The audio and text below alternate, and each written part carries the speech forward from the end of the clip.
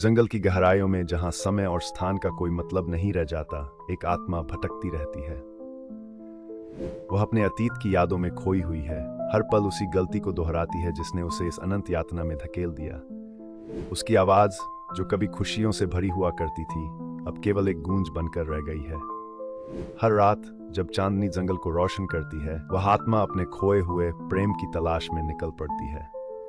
उसकी आंखों में उम्मीद की एक चिंगारी होती है, लेकिन हर बार वह उसी जगह पर वापस आ जाती है जहां से उसकी यात्रा शुरू हुई थी। जंगल की हवा में उसकी सिसकियां गूंजती हैं, पैरों की छाल पर उसके आंसुओं के निशान बन जाते हैं। वह चिल्लाती है, लेकिन उसकी आवाज किसी तक नहीं पहुंचती। वह छूने की कोशिश करती है, लेकिन उसके हाथ केवल हवा में लहराते हैं। कहानी कहती है कि जब तक कोई उसकी गूंज को सुनकर उसकी मदद नहीं करता, वह इसी तरह भटकती रहेगी।